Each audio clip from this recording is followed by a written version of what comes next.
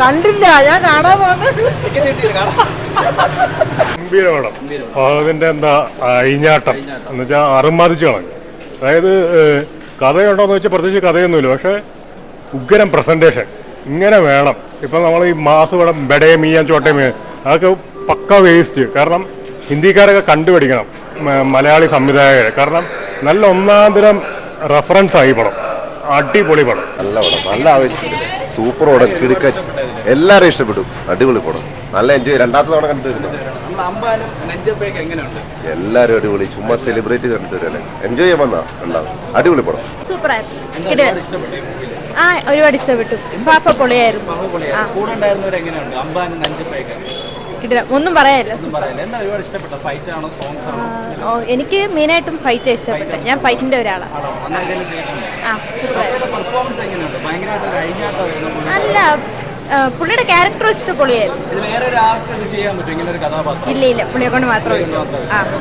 ഫാസിലിന്റെ എന്ന് പറയാം അഴിഞ്ഞാട്ടം എന്ന് വേണമെങ്കിൽ പറയാം. അത്രയ്ക്ക് നല്ല എല്ലാം കൊണ്ടും രോമാഞ്ചം പോലെ അതിനെക്കാട്ടിയും ഒരു പക്ഷം മുകളിൽ ഒരുപടി മുന്നില്ല.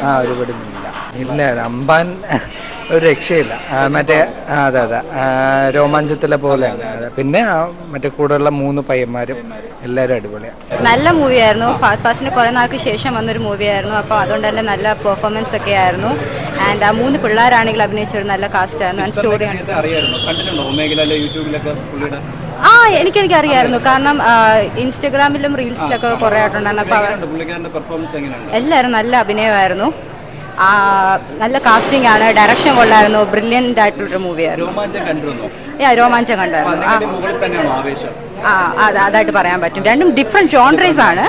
അപ്പം അതിൻ്റെതായിട്ടുള്ള ജോൺറേസിൽ ബെസ്റ്റായിട്ട് ഇതാക്കിയിട്ടുണ്ട്. അത് നല്ല റോൾസ് ആയിരുന്നു അവരുടെ എന്ന് പറയുമ്പോൾ. നമുക്ക് എക്സ്പെക്ട് ചെയ്യാൻ പറ്റാത്ത രീതിയിൽ അവരുടെ പെർഫോമൻസ്. നമ്മൾ ആദ്യം മീൻസ് അമ്പ എന്ന് പറയുമ്പോൾ ഓൾറെഡി നമ്മൾ രോമാഞ്ചത്തിൽ കണ്ടിട്ടുണ്ട് എങ്ങനെയാണ്. അതെ. അപ്പം ഇതിനകത്ത് നല്ല രസം ഉണ്ടായിരുന്നു. കോമഡി ആയിരുന്നു. ലൈക്ക് ഇപ്പം അടിപ്പടം എന്ന് നമ്മൾ സോക്കോൾഡ് അടിപ്പടം എന്ന് പറയാൻ പറ്റില്ല. ബട്ട് നമുക്ക് എല്ലാവർക്കും എല്ലാ ഏജ് ഗ്രൂപ്പിനും എൻജോയ് ചെയ്യാൻ പറ്റുന്ന രീതിയിലൊരു മൂവി. ഉറപ്പായിട്ടും. കാരണം ഇപ്പം എല്ലാം ഇപ്പം ഇറങ്ങുന്നതും ഒരുമാതിരി സാഡ് ആയിട്ടുള്ള എൻഡിങ്ങോ എന്തെങ്കിലും. അപ്പം ഇതാകുമ്പോൾ ഫുൾ ഓൺ നമുക്ക് ഫണ്ണും എലമെന്റ് ആയിട്ട് കീപ്പ് ചെയ്യും. അതെ.